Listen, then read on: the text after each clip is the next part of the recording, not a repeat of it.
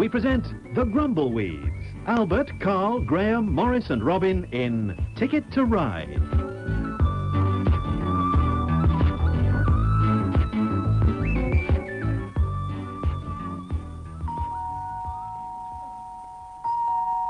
I'm coming! Oh, I can't cope. Oh, it's you, Vicar. It's just a social call, Mrs. Nettercan. I came to wish your charming daughter, little Melanie, bon voyage, so to speak, on her holiday in Scotland. Well, you're too late. She's gone. Oh, what a shame. They took her to the station half an hour ago. It nearly broke my heart seeing her go off with a little haversack on her back. Oh, she's never been anywhere as far as Scotland on her own before. She's only ever once went somewhere on her own before, and that was at paper shop round corner to get a radio time. And we didn't see her for 2 weeks. Oh, how terrible. It was. The Radio Times was useless when she got home. Oh, dear. She hasn't got a very good sense of direction, you see. I'd never forgive myself if anything happened to her. Oh, there, Mr. Oh, don't upset yourself. Oh, here's my hanky. Have a blow. Oh, thank you. Oh, yes. Thank you. Yeah. Oh, no, look who's coming across the road. It's Fred Fibber. I can't stand him, Vicar. I'll have to go. Bye-bye, Mrs. Nettercan. Oh, I can't cope. Ah, Mr. Fibber, how nice to see you. All right, Vic. As well as could be expected. I haven't seen you in church for quite some time. Oh, no, it's awkward for me. He's a Sunday vicar, you see. I do all my charity work on that day, you know. Run a couple of marathons, swim channel, you know. Because don't think I don't get to church. I mean, most Saturdays I'm down at Westminster Abbey. Oh, really? How interesting. Doing what? Well, I write all Archbishop of Canterbury sermons for him, you know. Oh, do you really? Oh, yeah. Where are you going now, may I ask? I'm just off to Arabia in my private jet to see how my harem's getting on. Harem? Aye, I've got a couple of 100 wives over there, you know, so I try and pop over 1 day a week, keep them happy. You know what I mean? I'm famous out there, you know. Fred of Arabia, they call me. Well, may I wish you a safe flight, Mr. Fibber, and, have a nice day, as they say. Aye, thank you, I will, yeah. There's just one thing, if you've got a minute. What's that? Can you lend us 10p for bus fare to airport?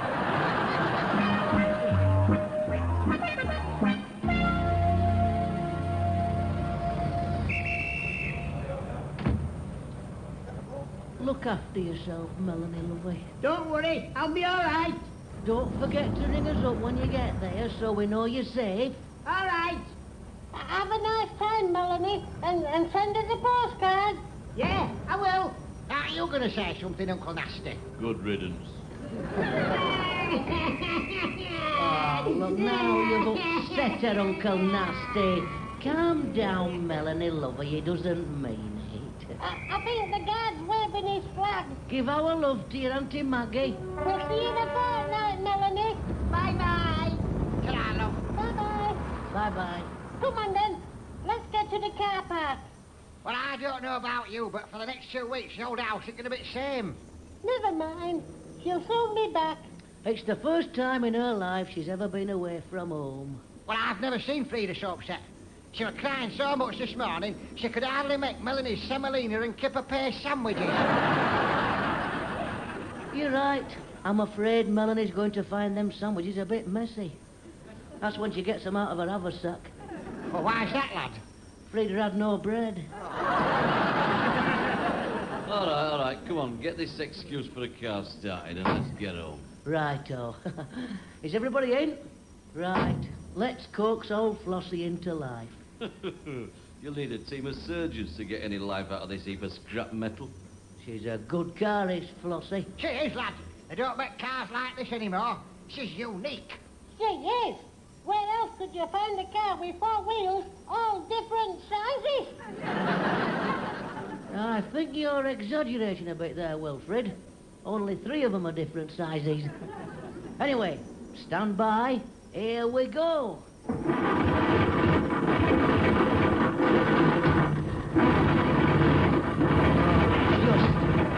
Just listen to that engine. Can you hear it, eh?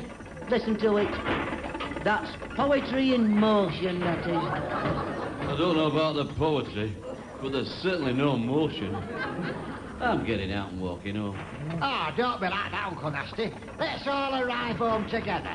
Yes, it'd be silly you getting there before us, wouldn't it? Yeah, but I must admit, Uncle Rubbish, we don't actually seem to be moving. No. I know, Wilfred. I seem to be having a bit of trouble getting it into gear. It's, that's got it. Right. Away we go, then. She's running as smooth as silk. Uncle Rubbish? Don't bother me when I'm driving, Wilfred. Yeah, but... Uncle Rubbish? He said not to bother him, lad. He's concentrating. Yeah, I know, but it's important. Well, make it quick, Wilfred. What's the matter? Why are we going backwards? Good heavens, so we are. Of course we are, you wart. You've put it in rotten reverse. Oh, dear. What's up, lad? I can't move the gear stick. It's jammed in reverse. You big pycam. Never mind. We'll go on backwards. Hey, up. I've just had an idea. So have I. Let's run it into the river. No. You keep going backwards, old lad, and in about 3 miles there's that big roundabout. You're right. Right, you go round the roundabout and back along the road we're on now. We'll still be going backwards. But at least we'll be going backwards in the right direction. Exactly. Brilliant. So that's 3 miles to this roundabout. Yeah? 3 miles back again to where we are now. Yes? And then 2 miles from here to home. You've got it in one. That's 8 miles. Correct. Which in this car is 4 hours travelling time. Exactly. Well, at least we've got a nice day for it.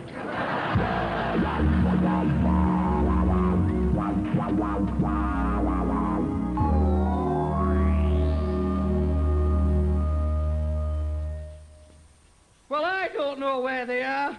Where do you think they are, Adolf? I don't know. Oh, I can't cope. Hello, everybody. Oh, I thought it was them. No, it's us, Frida. Yes, it is. It's us. Hey, aren't they back from taking Melanie to the station yet? Half a hummerers like. I've had this casserole on that long it's boiled dry twice. I don't know what it'll taste like. By the sound of it, like it normally does. Oh, I say, I hope nothing's happened to them, Frida. Oh, don't say that. It's 5 hours since they left for that station. Oh, it'll be Uncle Rubbish's car, Geoffrey. It'll have broken down again. Frida, don't worry, love. You know how slowly that car goes. Yeah, if it went any slower, it'd be going backwards. You silly chap. Has anybody seen my old floor cloth? Well, I haven't. Do you know you can't put anything down in this house? 15 years I've had that floor cloth. Oh, I can't cope. But just don't get into such a state, Frida. It's only an old floor cloth. It's the memories it has for me. That floor cloth was one of my mother's old vests. It's been in our family over 25 years. Oh, why won't people leave things where they find them? Well, don't complain to me, Frida. I wouldn't want one of your mother's old vests. And I certainly wouldn't. Hello, everybody. We're back. Where the heck have you been? We had a small problem with Uncle Rubbish's car, Frida. Small problem. We're the laughing stock of the neighbourhood. We've just driven 8 miles backwards. He's a bad enough driver going forward. Can you imagine what he's like in reverse? There we are. I've put Flossie in the garage. I'll have to get Sonny to look at her in the morning. Please, make it an undertaker. The main thing is we're home safely, and Melanie's on her way to Auntie Maggie's in Perth. You know, old gaffer, I feel a bit sorry for her on that platform. What do you mean? You know, that long journey to Scotland and no one to talk to. All on her own in that smelly cattle truck. Yes, I know, Ratface. But we all agreed it was cheaper for her to travel on a goods train. Poor Melanie. What did somebody say? She's in a cattle truck? Ah, we sent her by goods train, Frida, because it was cheaper, you see. I admit it's not exactly first class, but they just put some clean straw in it, and there were only 6 cows in there. Oh, I can't go. Hey, and how long does it take to get there? Ah, yes, well, you see. Right. It does take a bit longer than like a passenger train. How long? Because you have to change, you see. How long? 4.5 days. 4.5 flipping.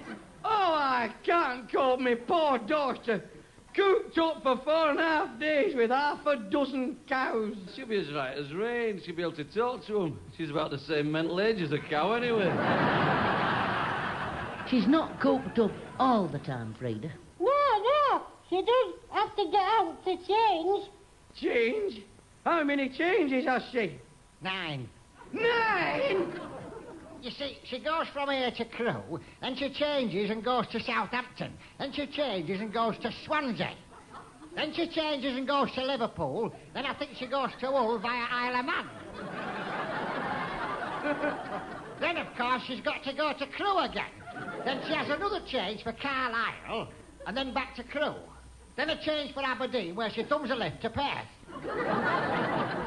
Oh, the poor thing. Why have you done this to her? Obvious, Frida. It says £1.90 on normal fare. But she's only going for a fortnight. It'll take her nearly a week to get there. How's she getting back? Same way. Oh, somebody have me put away. Here's your lunch. Help yourselves, I can't cope. One of these days you'll come home and I won't be here. Hey, this smells nice, Frida. Casserole. What a lovely flavour. This is great. Well, whatever it is that's given this lovely flavour, you must tell us what it is. Well, I've put nothing in it. It's been cooking all day. It's boiled dry twice, so it's like it normally is. Well, I've never ever tasted such beautiful casserole in my life. There's definitely a touch of magic about this. Oh, dear. Oh, it's really mouth-watering. Oh, dear. What is it, lad? I think I know what it is. I bet you found a bay leaf in your bowl, haven't you, Wilfred? No, I found a floor cloth.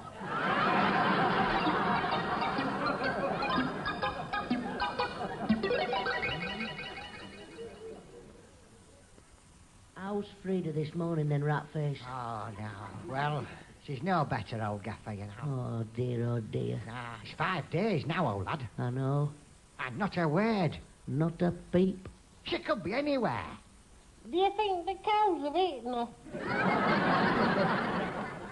I think that's a bit far-fetched, Wilfred. Of course it is. Cows are fussy about what they eat. Hey, shall we telephone Auntie Maggie again and say if she's arrived? Well, there's no point, Wilfred. Oh. Auntie Maggie said as soon as Melanie arrives, she'll ring us. We've just got to be patient like and wait. Oh, it's Fred Fibber. Oh, no. All right, lads. Any news? No, none, Fred. Well, the first thing, lads, is not to panic. I've had all this before. Our Enid once went out to buy a red cabbage and she didn't come back for 12 years.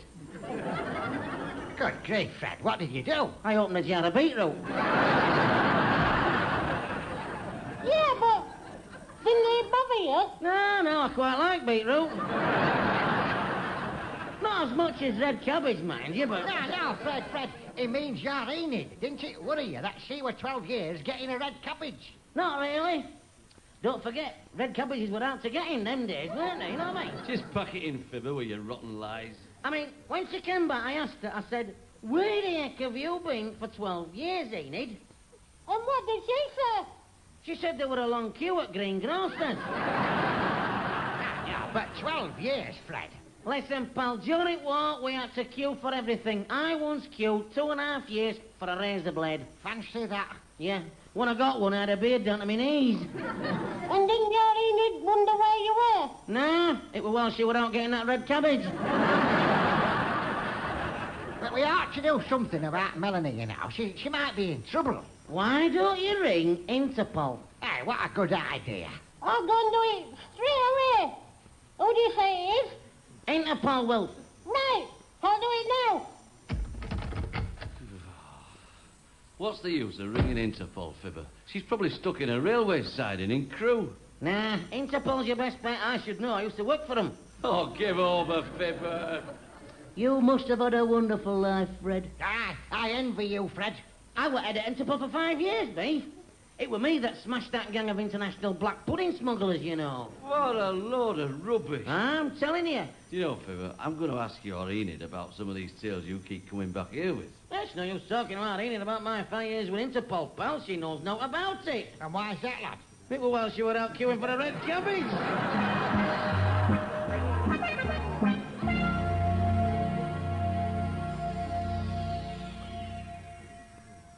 Oh, dear. If only I'd have gone with her. 6 days now it is. I know. She could be anywhere. I'm going into another room. I can't cope. Melanie, where are you? Poor old Frida.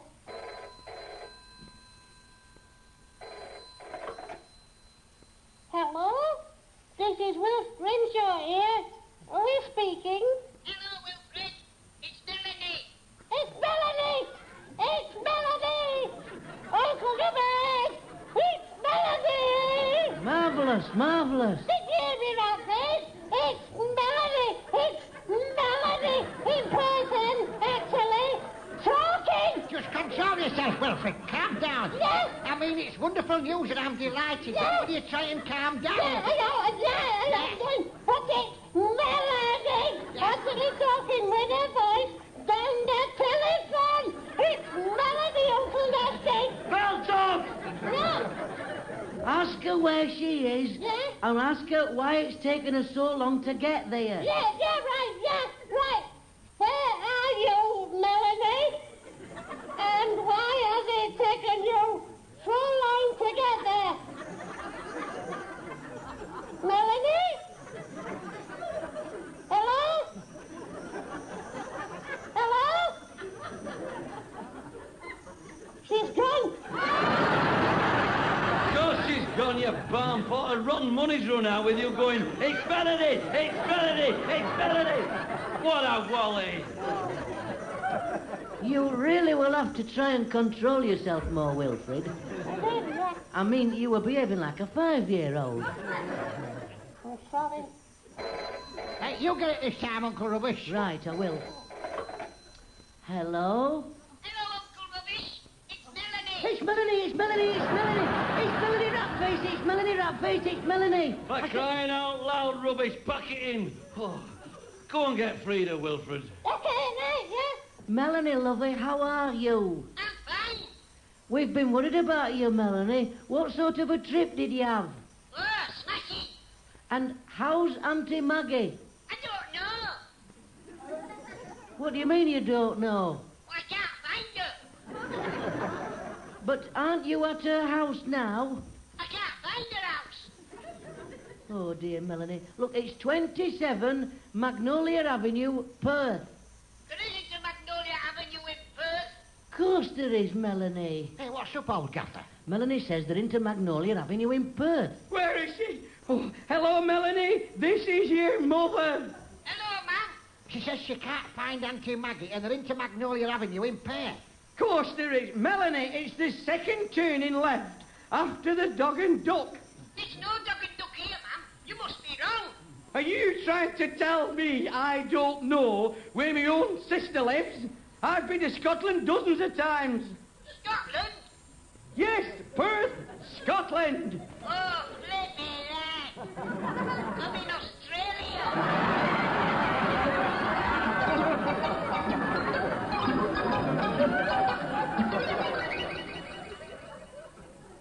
Out the other as she managed to get to Australia. She gets lost going to the bathroom. Well, I don't know, Frida, love. I mean, her instructions were simple enough. Change at Crewe, from Crewe to Southampton, change at Southampton, then to Swansea, change at Swansea for Liverpool, then to Hull, via Isle of Man, back to Crewe, change for Carlisle, back again to Crewe, change for Aberdeen, and thumb a lift to Perth. Nothing tricky about that. Why didn't you ask her when she was on the phone how she got to Australia? I was going to when her money ran out. Well, if she's no money, she can't ring up. And we can't ring her because we haven't got a number. What do you think, Wilfred? Yeah. Oh, yeah, definitely I do. I don't know why I didn't say this earlier, but if she's no money and we haven't her number, she can't ring us up. But if we didn't have a number, we had her money, we couldn't get her number. I know. If we hadn't got a number and we had no money, then we still couldn't ring her. Unless we knew a number and she had money. But, and this is the important bit, whoever didn't have the number first should ring back. But if they have no money, you're left with a very simple but not unsolvable problem. And, what's that, old lad? I've forgotten what the question was. Oh, poor Melanie. 12,000 miles away. What can I do? Go over and join her, then we can all get a bit of peace. Oh, I can't cope. I'll go. I wonder who that is. One thing's certain, it won't be Melanie.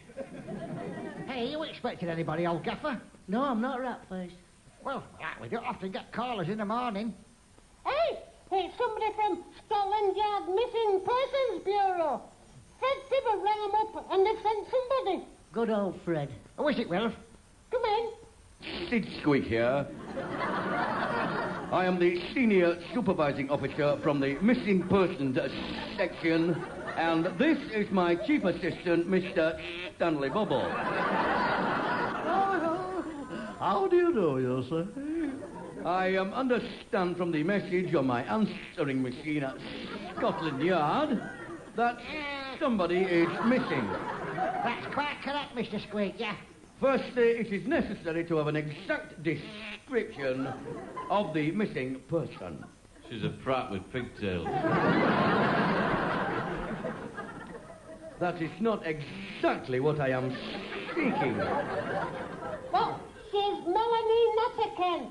And I'm her mother. Please find her, Mr. Squeak. Oh, well, Mr. Squeak will do his best, yes, sir. What were the circumstances of the disappearance? Well, she went to an auntie's in Scotland with 6 cows who got off at Crewe. Yeah, she changed at Southampton and she has no money. But we have money and a number. So she went back to Crewe for her money. But we hadn't got her number, so if we didn't have any money, her number would still be... I've forgotten what the question was. So, she's lost. Oh, no, we know where she is. I see. Ah, she's in Australia. She set off for Scotland and ended up in Australia. Ah, yes. It happens constantly. Stanley, let us extract a description which we will circulate to my members of staff in the Southern Hemisphere. Very good, Sidney. Let us start with a facial description. Eyes? She has 2. No, yes. Oh. Mr. Squeak means what colour are her eyes? Bloodshot. I see. Bloodshot. Does she have any distinguishing features? She has a big ugly lump on the end of her neck. That's her head.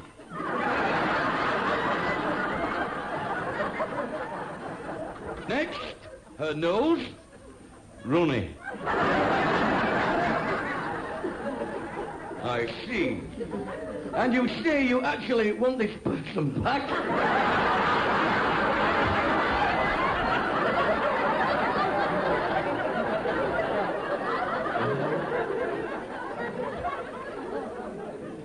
Yeah, but she's part of family, Mr. Squeak. If it's any help, I rang Interpol yesterday.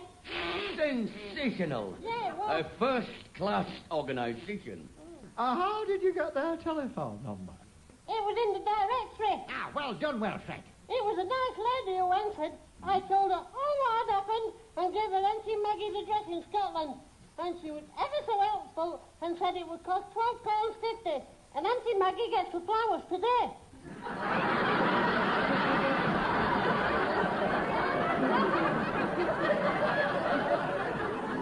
Wilfred, Yes? what flowers are these, Wilfred? From Interpol. What a prize Wally you are, Grimshaw. Oh, no, somebody else answer it, I daren't. Hello? It's Melanie, everybody. It's Melanie. Get a number, get a number. Just a minute. Get a number. Just a minute. I can't hear. Yes? Yes? Yes? Yes? Oh, brilliant. Oh, she's coming back. I can feel it. Yes? I'll tell him. Brilliant. Bye-bye. Tell us, lad, what did she say? Yes, sir. What news? Well, yesterday, after she'd rung up, she went to British Embassy. What a brilliant little girl. Yeah, they lent her some money, and she went to the airport and made inquiries how to get to England. They gave her a ticket and told her to go to Perth Airport and change at Darwin. Fly to Hong Kong, change at Hong Kong, change at Bangkok, fly to Bahrain, change there, fly to Frankfurt, change there, and get a plane to London. Brilliant. That is the best news I've ever heard. Oh, what time's she arriving? She ain't. Why? She's in Cuba.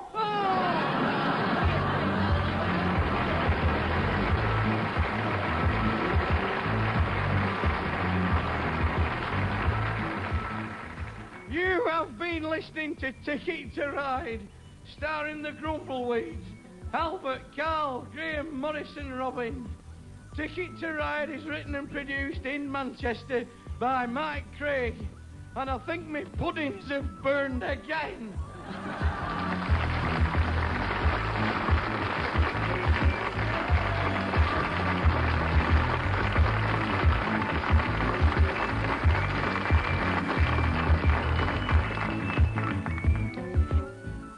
And you can hear another adventure of the Grumbleweeds next week at the same time, of course. In half an hour, Brian Matthew presents Round Midnight, and tonight that includes the Olympics, the first two events of the decathlon, as Daley Thompson begins to defend his title. There will also be the usual mixture of guests and music. Tonight, Brian will be talking to the novelist Kingsley Amis, who wrote the classic novel Lucky Jim, and who won the 1986 Booker Prize for his novel The Old Devils. And also to Diana Ambash, founder of the Ambash Chamber Orchestra, while film reviewer Philip Bergson will be looking at the current releases in the cinema. This is Radio 2, the time now 10:30, and time to strike a British note. And here, with half an hour of songs and music from our homegrown film industry, is John Benson. Thank you, and hello.